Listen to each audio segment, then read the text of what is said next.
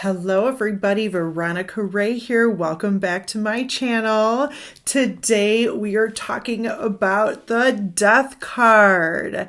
I'm using the Witch's Tarot deck to talk about this wonderful Major Arcana card. And if you are interested in seeing more about the Death card, its meaning, and seeing it in basic spreads, stay with me.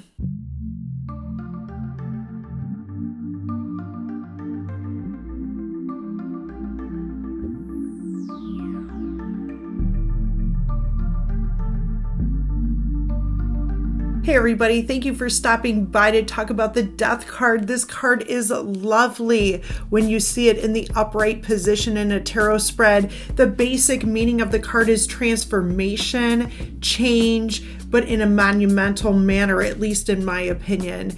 And so the death of one portion of your life and a rebirth type situation is on the horizon when you see this card pop up in a spread.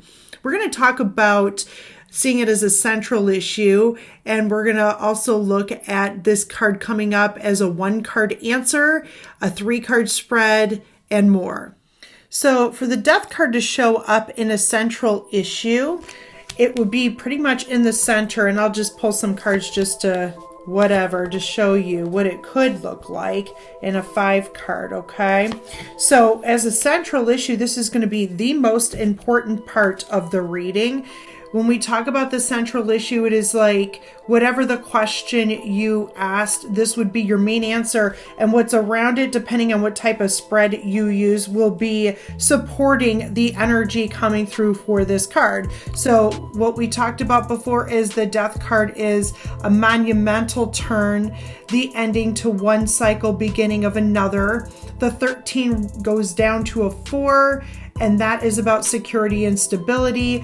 It's also the sign of Scorpio generally in a reading. You do not have to associate tarot with astrological signs, but you will see that online a lot of people will do that while giving a general reading to the collective consciousness, just to make it easier to know if you will resonate with this reading or not. So with that being said, any of the cards that you will see around it will support the energy, which means it will give you a why, why you have the Death card and where you're going in the future, depending on the spread, okay? So as a central issue, this just means change, transformation, endings, new beginnings.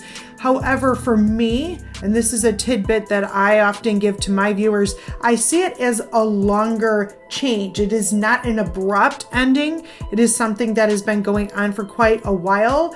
And in terms of health, I actually see it as a situation like if someone had cancer or another long-term illness that took a while to reconcile and to help someone cross over.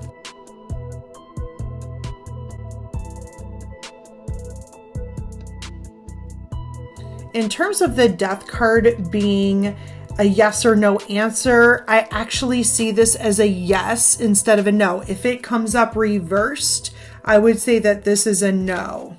It's widely known to a lot of tarot readers that yes and no answers are very hard to come by while doing a tarot card spread. However, if you are doing just a 1-card, I do actually personally recommend doing yeses and nos, okay? So I feel good about that. If you get a Major Arcana as an answer, it's always a big finality type answer. Generally, it can't be changed due to free will. I said generally, not for everybody, but for the most part, if I get the Death card in the upright as a yes, this is over, then it's over, okay?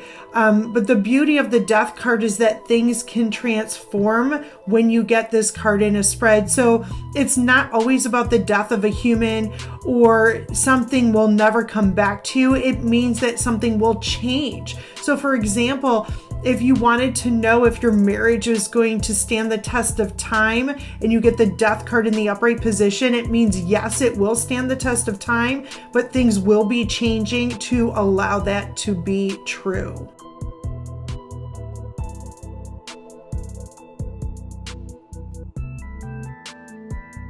In a 3-card spread, past, present, or future, the death card showing up as the present, and kind of similar to a central issue, you just pull other cards around it. So here's your past, which leads you to now, and then basically whatever comes from the death card will be here as a prediction for the future. So in this spread, we pulled the 10 of Cups in reverse, which is the ending of a marriage or anything in terms of your emotional security and stability. You got both of these cards together, which pretty much indicate an ending, but something better is coming.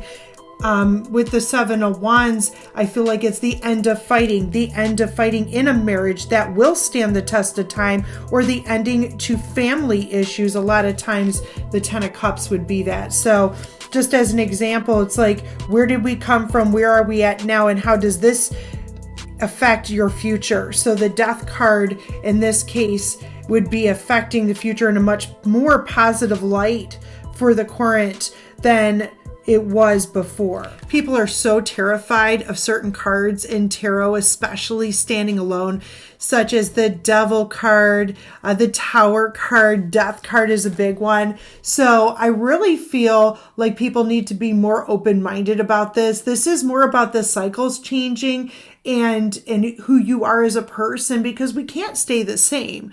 You know, we're not going to always be the same way from our birth until our death. That would make absolutely no sense.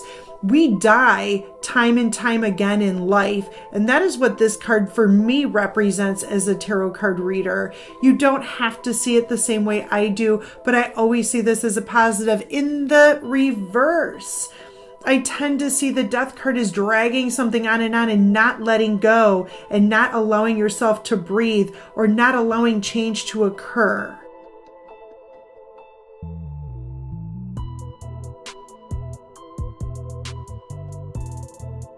So we're going to use the death card upright as a clarifier to your new reading, your central issue being the 3 of Swords.